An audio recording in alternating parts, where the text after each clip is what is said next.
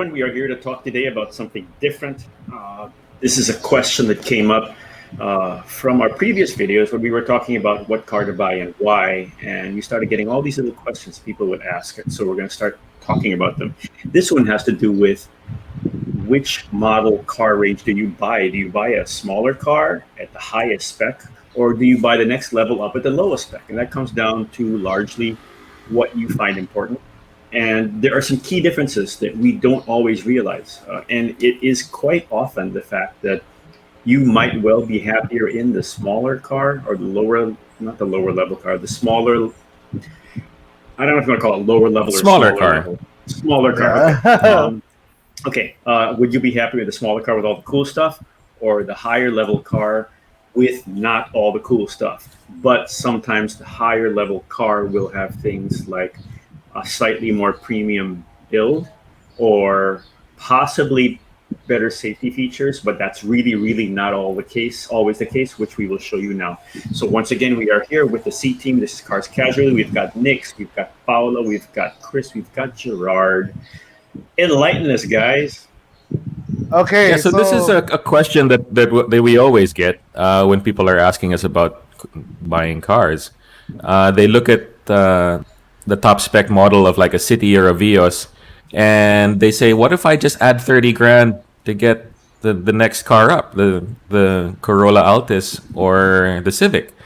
So this is a debate that's been going on for a while, and different people have different opinions and different ideas of their personal choices. So we thought it would be a good discussion to have. Mm-hmm. Yep. Okay, well, similar to Chris, a lot of us have to do with personal preferences. So if you're a person who likes a lot of technology, you'd go for the smaller car but a full spec car. But if you're someone who's more practical, you like having more space, you go for the bigger car, but you don't have much of the technology. Yeah. Because like size is something kasi you can't add. Like once you have the car, whether it's small or big, that's it. Unlike with technologies, like you can always change the head unit, you can always change the wheels, you can always change like so on and so forth. Like there are a lot of things you can change in a car, but size is not one of them. So that's where I think buyers have to be very careful in what they're picking. Yeah, so that's it. The answer has been, the question has been answered. We're done. Yeah, we're good. Goodbye. Thank you, gentlemen. Thank you, bro. The episode is over. Actually, it's funny because I wouldn't have thought of anything of what you guys said at all. That's not where I would have gone. Really?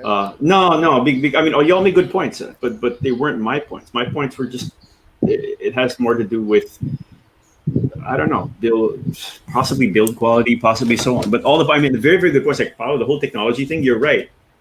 There's often a lot more technology in the smaller cars because they're meant for a younger market, which wants that. Whereas the guy who wants to buy a Camry isn't not necessarily looking for all that because he might be sitting in the backseat anyways. Very good point. And right, Nix, you're right. You can't add size.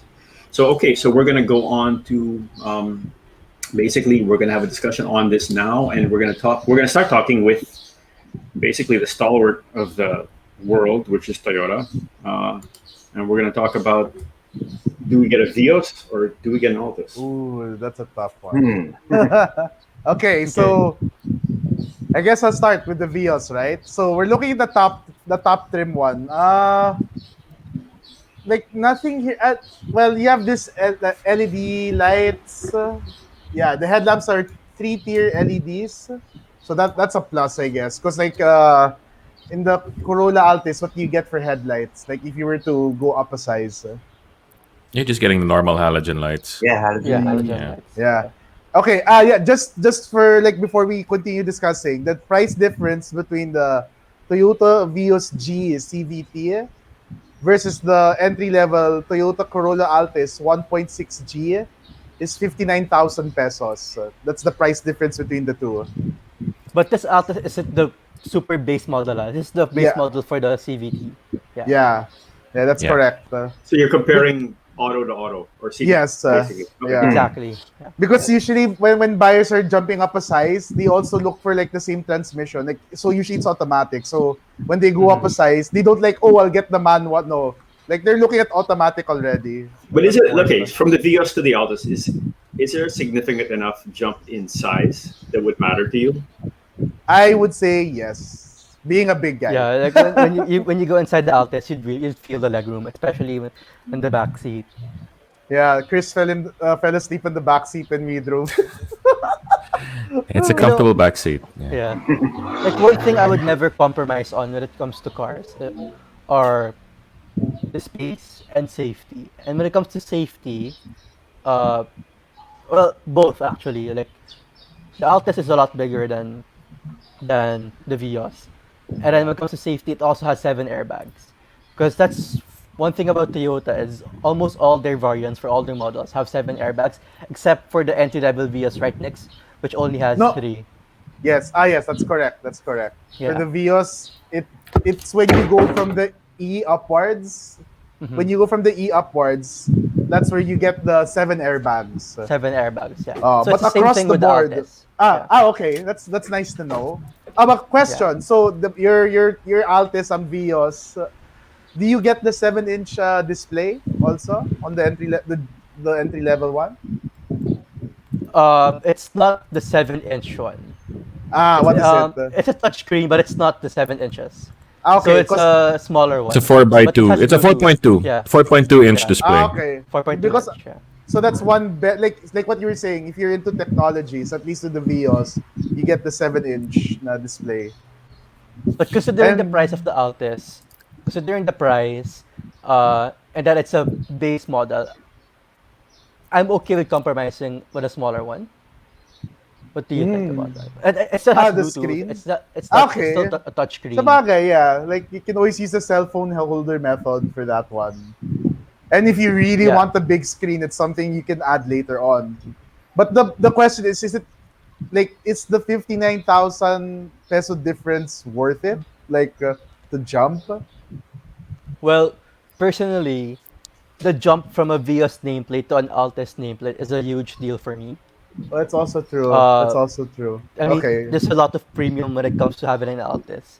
And I was actually looking at a video of the Altis G, the base this particular model. You don't really see you don't really notice that it's a base model.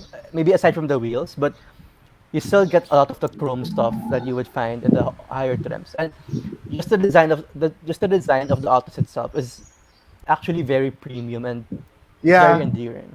It kind of like it's kind of like very close resemblance with the Camry, which I think looks really good. Like this time around. Yes. Yeah.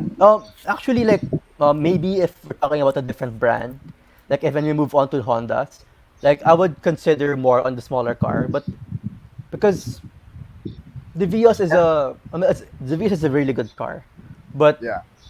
a 59,000 difference to an Altis, I think I would go for the more premium nameplate, the more endearing design.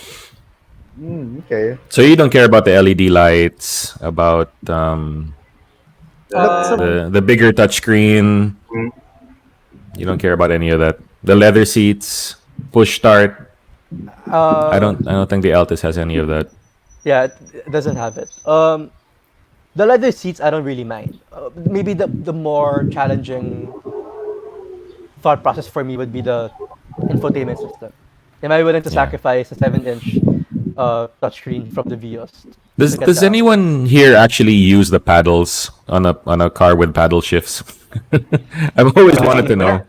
Depends on the No, I mean when we're really. talking about these kind of cars, the Not really. Not really. yeah. Yeah. Well, remember that there's a point to these paddles which we don't always realize, and the point is that they kind of allow a company to release a car spec the way they want it to reach the efficiency numbers, and then the paddles are what allow them to make it a little bit more fun.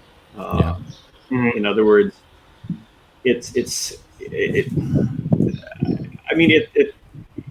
it allows more flexibility in design and marketing, I guess, not necessarily in.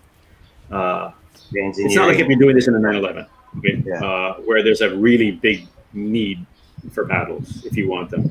In this case, it's more to adjust,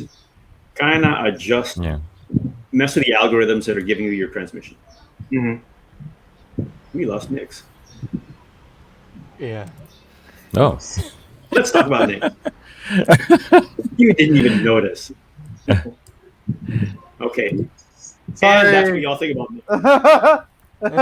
Okay. No, but Sorry. really interesting point here, because I wouldn't have gone anyway in this direction. I wouldn't have said it's about tech or whatever. I would have said things like, okay, do you need that little bit more space? Is the nameplate that important to you? Does it have leather seats? Are the tires better? And yet, when people walk into a showroom, they don't ask about how well is the car holistically designed. They ask about what's the tech. So that really may well be what most people will pay attention to. No, and Pao, I guess you yourself said it. You can always upgrade the infotainment system aftermarket to that. So, Yeah, but there are when I things come that to think you. of it, Yeah. it's still a different feeling if you have it. The stock, well, yeah, a standard. nice stock Yeah, one. that's true. Yeah. Yeah, that's true. Okay, so let's yeah. take a vote. Let's take a vote. Like each person here answers. Would you take the top of the line Vios or the base model automatic Altis? Let's start with you, Carl. You know, if I were the only one using this car, or even two people driving this car, which is generally what I would do, I'd have to say I might take the Vios. I would feel better about myself in terms of the value that I'm getting, in terms of what that little cocoon of happiness is when I'm sitting in traffic. But then the thing there is that if I look at an Altis, I'd be looking at a Corolla Cross. So it's a different thing. That's kind of the thing. When you move up in that, it's different. So this is a car where I might actually take the Vios. Paolo? I will take the Altis, but I'll admit, as this conversation went on, I was kind of like going to the Vios. I'm gonna take Well, that's what this discussion's supposed to do. When Carl mentioned the cocoon of happiness, I realized I'll be stuck in traffic. Like when I have when I have that car, right? So I would want to have nice leather seats. Yeah. And of course, knowing me, I'd want a nice infotainment system, right? And even though you can argue that you can add these things to the Corolla, we're already talking about a 60,000 peso difference, stock versus stock. Yeah. So if we add all these other things on top, it could easily reach about 100 grand more. Yeah. Exactly. Right?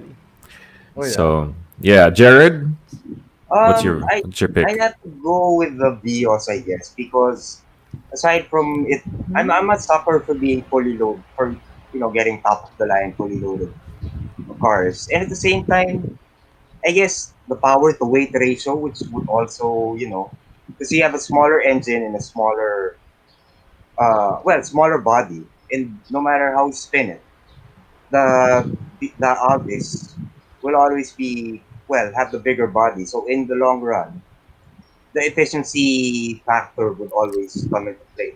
So I go for the Vios. Okay. Next. This is tough. Ako, Team Altis for this one. Team Altis. Wow.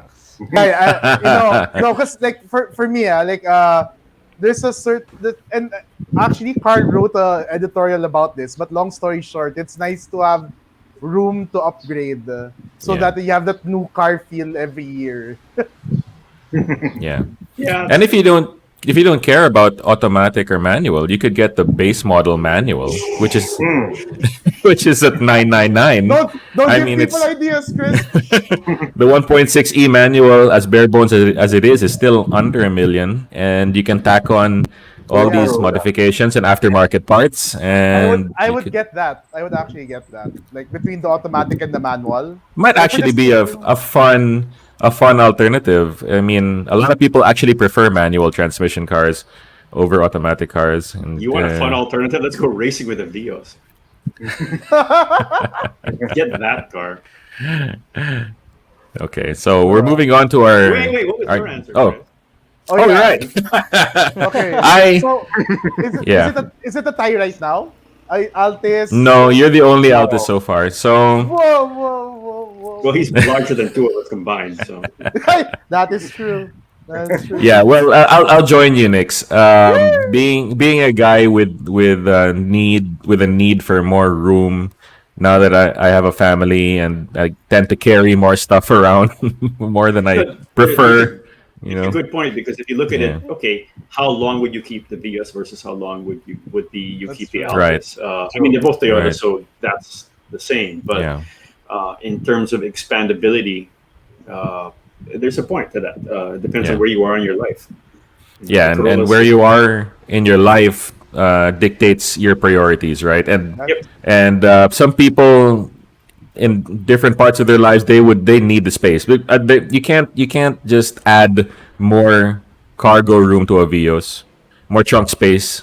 You can't. So and for some people they're just willing to give the LED lights. They're willing to give that up. They're willing to give up the leather seats.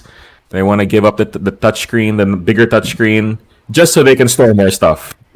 I'm part of that. So Yeah, part of that. practicality wins over tech at a certain point in your life, and I think that's where I am now. Yeah, so I join you next. I'll pick the Yeah. Altis. Right. Okay. Okay, But now Vios going wins in this case. Okay. next up, the Hondas. Hondas. Hondas, yeah. Let For me the see. city, yeah, we have the DX Plus Navi, which just like the Vios, it comes pretty loaded. This time, the Honda has, well, as the name says, navigation, GPS navigation, and then you do get 6 airbags, leather, um, It's tasty. vehicle stability Yeah, assist, and all that. So it for 1,068,000, I think thereabouts. So yeah, yeah, compared to the Civic S, which Chris, I believe you said you drove. Yeah. yeah. The Civic S is priced at Okay. 1,115,000,000. Um, it doesn't have the it doesn't have cruise control. It doesn't have the remote engine start that the upper variants have, The E, and it yeah. doesn't have the smart entry push start button. Does it have But Android aside, Auto, Apple CarPlay? it doesn't No. have Android Auto and No, Apple no, CarPlay. I don't think But so. it does have. It It's only space. wait compared to the Deal compared to breaker. yeah. Another deal breaker for me would be the number of airbags. Because from what I remember, the top of the line city has 6 or 7 airbags, right? Yeah. Hmm. Six, Yeah, six, six airbags. the Civic S only has 2 airbags Two Right. airbags. for the driver and Standard. passenger. Yeah. Yes, That's a big. but it That's a does. big. Yeah. That's a big. That's a big one. So that's a But it difference. does That's a have difference stability than control, hill start assist, an ABS, and a reverse camera. Okay. Okay. Oh, So yeah. like that's Okay, not so bad for. It's not totally bare. practicality. Yeah. Okay. Okay. The compromise It's not isn't as totally painful. Yeah. Yeah. I'd agree there. Pero So, wait, so what no you were saying a Android. minute ago, was it the Toyotas across the line generally had the same amount of airbags? Was that right? Yes. Oh, Toyota. So no, which this is a key difference. Yeah. Uh, So yeah. Because now I know that the Civic's competitor, the Corolla Altis, the base model even has 7 airbags. So I would think twice, maybe, like with getting the Civic S. Uh, I'd rather get the Corolla Altis or the top of the line city just because of the airbags. Although oh, the wow, Civic okay. does have the other safety stuff like the stability control, hill start. You don't really see hill start assist in all the base models, right? Actually, the Yeah. city, it even has the remote trunk release from the key. Okay. So yeah, that convenient stuff like that. Yeah. Yeah. Okay. Like not so let's not jump brand to brand. That's Okay. another discussion, I guess. Yeah. But between the Hondas, I'm kind of saddened by the fact the 1.8S doesn't have Android Auto Apple CarPlay. Well, I guess they're reserving that for the E, but yeah. Yeah, Yeah. that's also that also can be a good point. Like they don't want like within the model line that they're hard competing with each other. Hmm. Like there has to be clean cuts also. But like for Yes. me, the 2 airbags is for me good enough already. Like you have a seatbelt and airbags that you get more than enough like protection. It's Well, I only guess- good unless you need it. Yeah, I Yeah. think Yeah, it's a psychological thing. Na parang you know Uh, that you're surrounded by a plethora of airbags. So No, it's not psychological at all. It's a key point that might save your life later down the line. well, yes, Kasi, yes. Only psychological. You know. Anyway, go ahead. Sorry. If I'm not wrong, if the numbers, if I remember I wish I researched this before, the seat belt alone increases your survivability by 70%. Oh yeah, yeah. And then when you include the airbags, at least for driver and passenger, it goes up to 90%.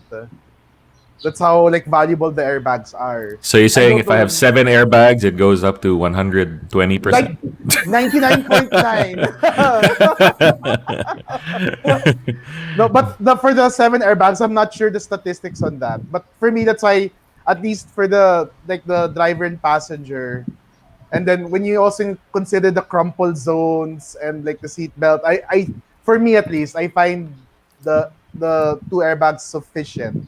Not saying that not saying that you should forego with the 7 airbags, but like 2's at the bare minimum for me, and I'm willing to compromise for that. Okay, we're talking about a difference of 47,000 pesos between the City 1.5 VX Plus Navi and the Civic 1.8S. Not so big, no? Yeah, so it's a bit closer. Yeah. And the thing is, they're both really nice cars, right? Yeah, Great cars. Yeah. Actually, with credit to Honda, the 1.8S doesn't compromise a lot. You still stuff like the passenger airbag. You still get stability control actually with the 1.8S. You still get hill start. You still get ABS, and you get a reverse camera too. Yeah. And these are things you don't normally put in a base model car, but for the Civic, it has all of these things. So it doesn't have the cruise control. Well, I'm sorry, I'm comparing it to the top of the line Civic. So to avoid confusion, it doesn't have push start, doesn't have remote engine start, doesn't have automatic headlights. Yeah, so all that's convenience. Stability control, that's the key one. Oh, yeah. So it does have stability control. So both do. Okay, that's good. That's good. Yeah. That would actually make me push up. That could potentially make me push up from the Vios. From the City to the Civic, because it does have the safety features that I now find very, very key. Yeah. But it doesn't have Apple CarPlay and Android Auto, so So it's not for Paolo. Yeah. So let's take a vote for this one. Yeah. Nix. Ooh, that's tough. This is tough. Oh wait, I'm first. Nix. Oh. Yeah, you're first. Start with you. Actually, I wish the Honda Jazz was a choice, but we're comparing sedan to sedan because I'd get the Jazz. True. But if it's for the sake of discussion though, the Civic or the City, I might stick with the City in this one. If the previous one, I'll go with the Altis. I think the quality of tech on the City, like outweighs it versus the Civic. Okay, Carl. Okay. I don't know. I really like both cars. We have a Civic now that's been with us for 15, 18 years. They're solid bulletproof cars. And this is the same issue here, is that if I got a Civic, I wouldn't be happy unless I had the RS because I love that car. I'm torn. I'm kind of flat. Yeah. You know what? I'd probably go with the Civic. Okay, Civic. Okay, Paolo. I'm gonna go with the City because of the Reverse stack. Yeah, and the number of airbags. Yeah. Okay, Jared. Okay, the airbag thing that might get. I agree with it. That might get. For me, honestly, just like Carl, I'm torn because we've had a number of Civics in the past, and we were very happy with them. We now have a current gen City, VX second highest car, and It's 5 years old, but it's doing very well. But for this,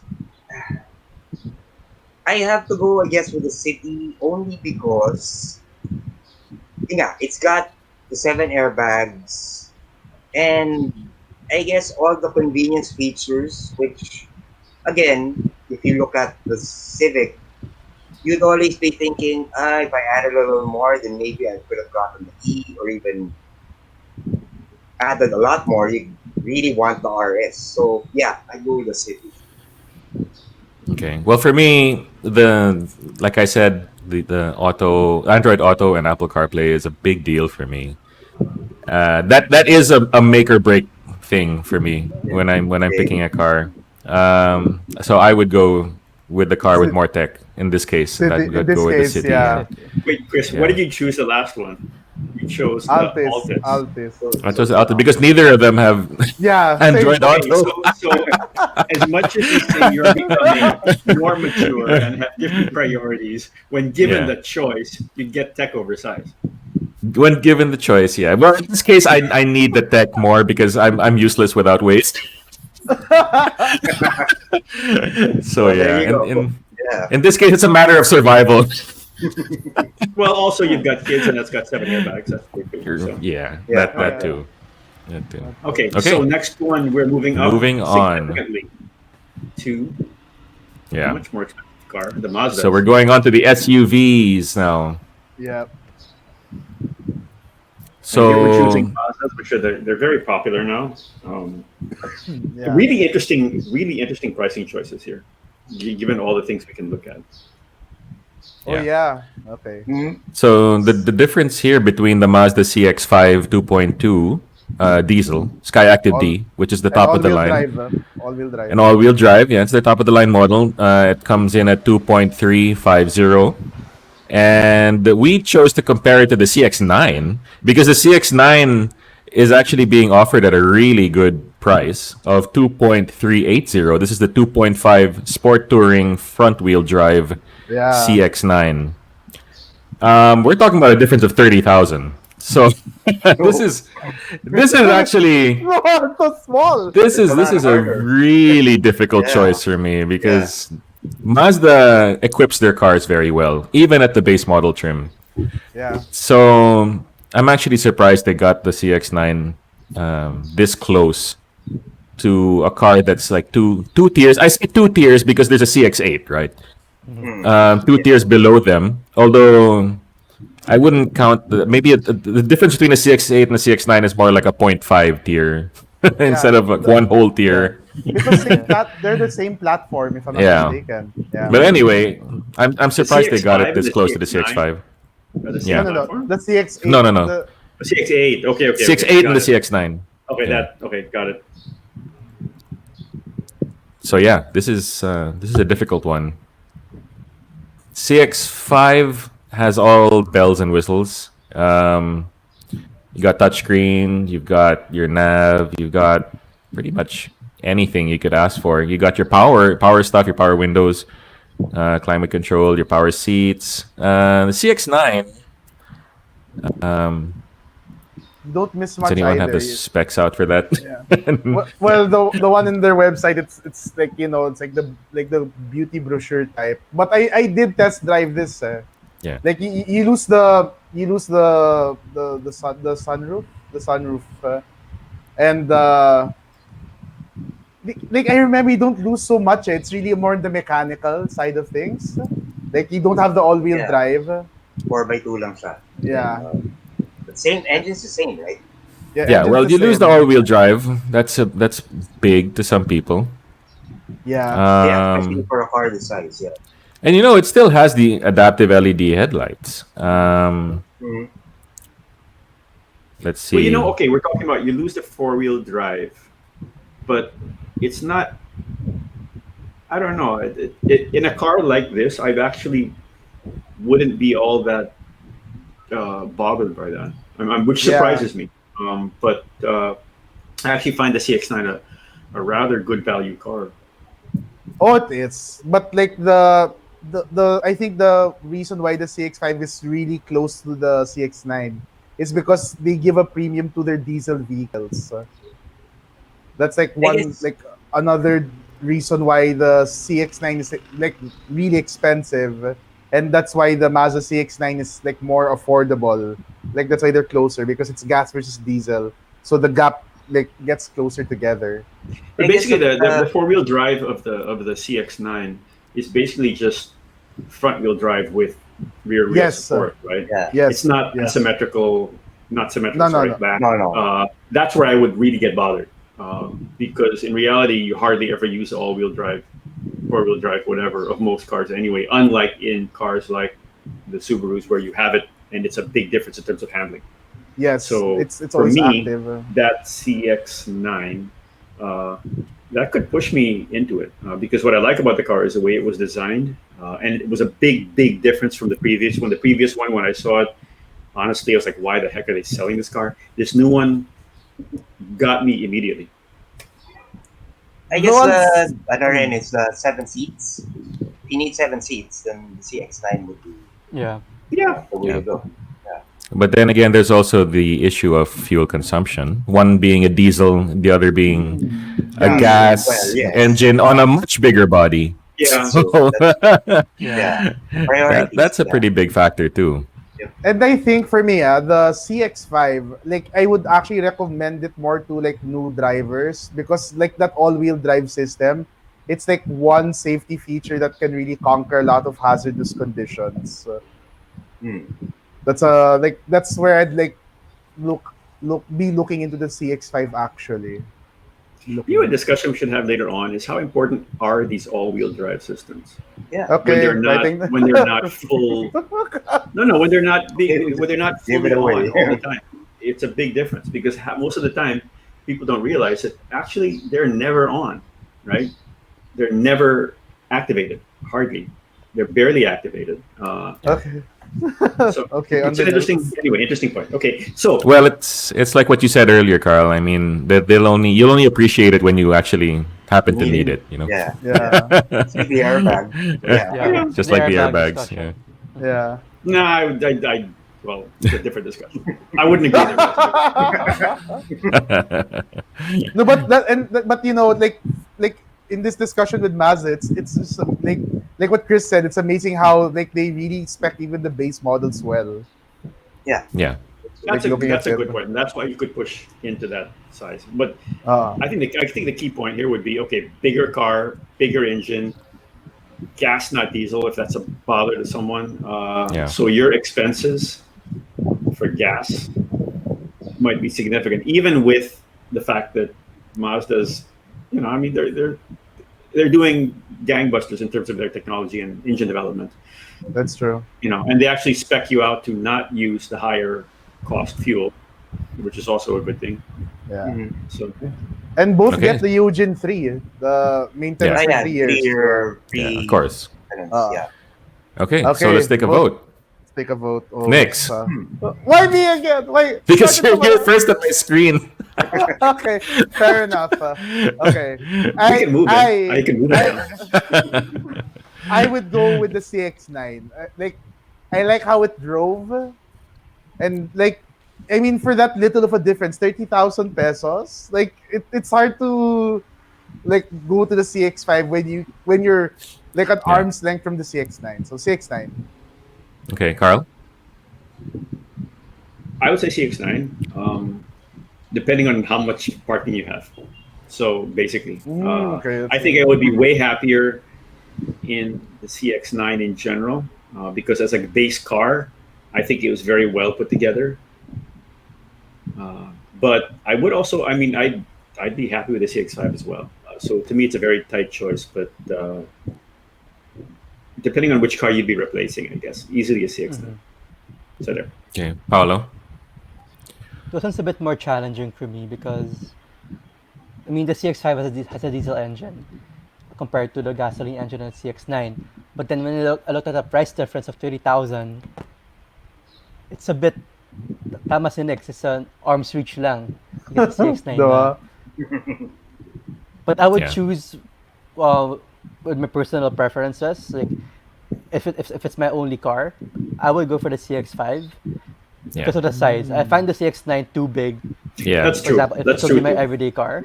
Yeah. And then the huge factor for me are the all-wheel drive system and the diesel engine. Yeah. Jared? Um, Again, it's a tough choice. But in this case, I guess I'd go with the CX-5 simply because the diesel engine, which would save you a lot in the long run, and the safety of all-wheel drive, which again would be a very huge factor in terms of, Yeah, especially in our admittedly. country, the unpredictable weather. Next minute it's raining and all that. So yeah, Yeah. CX-5. CX-5. Okay. Yeah, this Chris. I've always loved the CX5. Like I've always said if I were to buy a car, I would get the CX5. But Mazda has just done too well with the CX9 and pricing it like this, and you still don't compromise that much in terms of features. Um, I, I personally have never found myself needing an all-wheel drive system. Although I have a friend in the States who has a CX5 with an all-wheel drive system, and he says it's a godsend during snow. Oh, We don't have yeah. Yeah. snow here. Snow. Yeah. Yeah, we That's don't have Canada. snow here, so I have never needed an all-wheel drive system personally. I'm also not the type of guy who takes his car out to areas that need it. So I'm just a very simple highway commuter kind of guy. Um, this though that the fuel consumption would bother me. That would, but I think all the other things just trump it. So I would get a CX9 here. I mean, the metal that you get for the money is just it's great, and you don't compromise a lot in terms of features. So yeah, I would go with the CX9 here. All right. This will be an interesting point for another discussion, which is where in these model lives are these cars? And why? And the other thing we should talk about is, okay, when you see pricing that's so good, why do you see pricing that's so good? What's the reason for it? So, but Yeah. that's another discussion. Is Yeah. what you Yeah. guys need to know when you actually walk in, and why are they pushing a car so hard, for example. Yeah. Yeah. Anyway, okay, next set up, we're going all diesel with Kias. Woo! Oh, Yeah. So this is we saved the best for the last because this one is a really tough one. the Sportage. Yeah, it's pretty loaded at 182 plus. 1820. Yeah, So 2020 exactly. So yeah, you the get Kia's. Yeah, six go ahead, Jared. airbags. Yeah, sorry. You get six airbags, leather, pretty much everything that's there. Connectivity, and yes, how do you say this? Well, the looks. It looks pretty cool for what it is.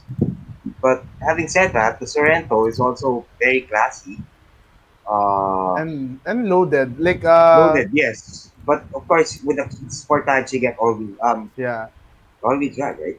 The Yeah. Sorento 4x2 versus 4x4, you get all it's pretty much like they're almost identical in Mhm. features. In So terms of price, yeah. yeah. Price, But two what, airbags, yeah, 75,000? just two airbags, but yeah, you have ABS, stability control, brake assist system. Mhm. It's also loaded in safety. Yeah. And then Which I guess it's a bit more, because you get more preventive safety, or equal a number of preventive yeah. safety features. So This one is a hard comparison. yes, it From what is. I can see, the Sportage has more airbags. I think. I think if I recall correctly, it has front, side, and curtain airbags, and our base model Sorento only has driver and front Yeah, passenger. two. Yes. Besides that, safety wise, they both got ABS, downhill brake control, hill start assist. Um, Stability control, yes. Also, they both got stability control. So tough choice. Infotainment system wise, the Sportage has the 8-inch touchscreen. This one's seven inch. The Sorento has a 7-inch touchscreen. With Apple CarPlay and Android Auto. Also, Yes, what's, and they what's both an have 6 speakers. They both have 6 speakers, 4 speakers, and 2 tweeters. So stuff. They come pretty close in terms of specs. Yeah, And ano, I guess yeah. it's just the number of seats na lang eh. You need those extra two seats, then I guess that'll be the deal breaker, the deal maker, etc. Yeah. So this one's a tough choice. Yeah. You're not even compromising with brakes or Yeah. they all have So disc brakes. so it's really more on the number of airbags because the Sorento Airbag only and has two, seats. Yeah. Yeah. right? And yeah, Yeah. I guess power to weight ratio they're pretty close. They But the both use an Sorento, 8-speed automatic. Yeah. the They both use an Sportage 8-speed. is it all-wheel drive or front-wheel drive? It's all-wheel drive, if I'm not. The Sorrento's front only. Not front number. Um Sorento. I know the Sportage is also front. yeah, I think they're Oh, both okay. front-wheel drive. Okay. Oh. Yeah. Sorry about that. Yeah. Sorry about that. Well, there you go. Ooh. That it is a tough choice. Wow. No, but here, okay, you get for the if you go Sorento, you only get halogen headlights, Right. and Yeah. you don't get day running lights, daytime running Yes. lights. Daytime running lights. Okay. Yeah. And those are easy to add on, so Yeah. Yeah. this is tough. Would you add You them? get Would you you actually get add those? manual. Well, yeah, LED lights. Yeah, sure. I mean, I personally, it's not a priority. It wouldn't be a priority for me, but they would be easy enough to add if ever down the line I say, you know what, I need brighter lights. But so far, yeah. For me, like as long as the halogens like are of good quality, I actually prefer halogen. I like that the yellow color because when it starts raining, it's more Ah, yeah, advantageous it than white. helps. And like for me also, like not much of an issue like before is because you can always replace the bulb with the LED bulbs. You can already purchase them nowadays. Unlike 5 years ago or 10 years ago, where you really have to make that smart choice: do I go LED or halogen? Yeah, that's true. Mm-hmm. But like Fine. we're talking here though, like stock versus stock, so Yeah, you yeah, can yeah. put that in a conversation. Well, see, this is where I found and this brand and other Korean brands are where I see the big difference in a model up level of quality change or upgrade. This is a brand where I really see that when you make the next move up, you really see a higher level of uh, attention to detail, quality in material, in longevity. Actually, in longevity, that's where I found that the higher level cars you'll tend to be happier with a little bit longer, and I find that to be the case in Kia. Though I actually like a lot of their cars, but in this case, this is an example where I would actually go with the higher, more expensive car, just because I have that feeling that I'm going to be happier longer in that car. I guess voting time. Well, the Sorento EX 4x2 doesn't have a rear camera, so Oh, what? But, that's pretty big. Just look at the back, bro. Just look at the I back. don't know. I've come to rely on the rear camera a lot. I'm spoiled, but yeah. Okay, voting time. Yeah, voting time. Like So Sorento. next, Sorento, I really like how it drove. And that's it. That's like one of the like big reasons why I get the Sorento. It just felt more planted versus the Sportage. I don't know why. okay, Carl. The larger car, the Sorento, Okay, in this case. Paolo. I'm gonna go with the Sorento because I feel like I'll be happier with it in the long run, and yeah, in terms of features, it's up there also. Okay, Gerard. As I said earlier, I'm a sucker for top of the line stock, but in this case, I got to go with the Sorento only because. Wow. Yeah, no. This is an interesting change. Yeah? Yeah, interesting change. Is it just because I said it? No. Because I find it. You agree very, with me. You didn't. no, I find it very classy from the looks alone. And you do get a lot, even for a base model. So yeah, Sorento. Yeah. Yeah. You notice how everyone gave their answers very quickly with no explanation. It's because It's because it really just is that difficult to defend. So they just be like, Yeah. Sorento, yeah, Sorento, next, Sorento. move on. Yeah, it is that Got difficult you. to defend. Yeah, I mean, because they are both great choices, and the differences between the two are very, very minuscule. I mean, so in that scenario, what would matter to me more is driving dynamics. Like you said, Nix, Yeah. the Sportage for me is really fun to drive. So I would actually choose the Sportage in this scenario. Is it Sportage or Sportage? Sportage. I think Sportage. Tomato, I tomato. think Either. Sportage. Let's just go with Sportage. I would stick with the Sportage for this one because it's a lot of fun to drive. The diesel engine is really peppy. The Sorento is very much a family car in the sense that it prioritizes comfort over driving dynamics. Yeah. Prioritize comfort and NVH. The Sportage is more agile, and I Athletic. think with all things being equal, I would look for that. I would look for a car that I'd just have more fun driving. You know. Yeah. So yeah, my vote would be the Sportage.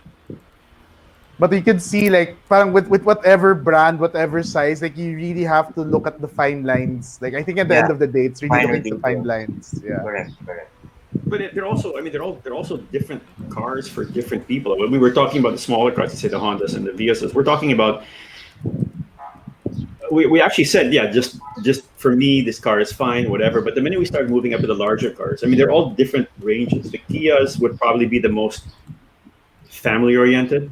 It would be purchased by people who have a new family or have to move their stuff or whatever. The CX-9, CX-5 is probably someone who's a little bit more interested in the looks and handling, whereas the two smaller sedans were really, I mean, they're not city cars, but they're really not cars for people who are hauling a lot of stuff. So all of these cars are kind of aimed at a different kind of buyer. Maybe that's why we had a lot more discussion early on because they were just that, right? They were just these smaller cars, so we could really dissect their handling, their tech, and their whatever. But once you got to the bigger cars, yeah, clearly we're looking at the space issue, and it's not always a good thing. I mean, sometimes someone like who was it, Paulo, who said, yeah, the CX-9 just might be too large, which is a good point. Yeah. So no, it's interesting discussion actually. Yeah, it's interesting like how even like switch from sedan to SUV, all of a sudden the needs change or Yes. stuff like that. It depends Really on your interesting. priorities. Yeah. Yeah, exactly.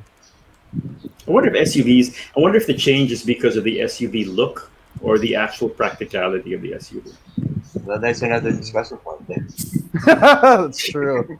No, because seriously, when you look at what most of us need, I mean, how often do most of us drive with 3 people in the car and load it up? That's true. Like I'll put it this way: the Yeah. the back seats of our family Innova looks brand new. Like the third row, the third row compared to the first row, the third row looks brand new. Yeah. But, So I mean, as much as we say yes, we want an SUV for practicality, for flexibility, for whatever. The truth is, maybe we all just need little sedans. Yeah, it's like, do we really maximize the SUV capabilities and stuff? Yeah. Nope. Yeah. I don't. I mean, I've got 2 wagons. What do I need them for? Nothing other than I think they're cool. So Coolness, the cool Coolness. factor. and there's Coolness so factor. there you go. No. But yeah, Yeah. I guess it's just an interesting discussion on what moves us up, and I wonder how the car sellers, I wonder how the guys who sell these cars feel about this. We should have one of them on one time. Yeah, if you Yeah. could. Yeah. Because they have a different point of view, and some of them just want to move you. And I've had that one experience which is terrible, which is this: the guy got all this attention, and the minute we actually signed, the salesman just disappeared, and we sat there for 2 hours waiting for paperwork. Yeah, it happens. It happened to us. And there was a terrible experience, especially Yes. given that it was my wife's new car, and all of a sudden that person disappeared. And you compare that to other brands where even after they've sold you the car, they still keep in touch. Oh yeah, Geely. I've also Yeah. had that. I've had that Uh, as well. they help you, and in a lot of ways, it's the guy who sold you the car who's more helpful in service than the service guy. There's truth to that. He knows how to develop a relationship. Yeah. So it was very interesting. But that's a whole other discussion. Sorry, I went that way. No problem. But there. Yeah, but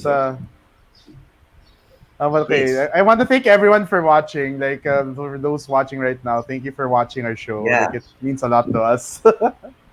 Yeah, we had a lot of fun. Let us know what you want us to do. I mean, everything we're doing tends to come from what someone else asked about, whether it was the cross, whether it was that China cars, whether it was this. We're going to have further discussions on everything from model life of cars to what it actually costs you to how do you actually buy a car and so on. Plus all the other cars we're going to talk about.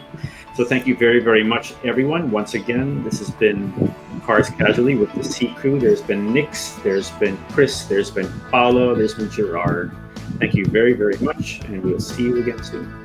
Okay, thank you. See you guys. Thank you. Bye.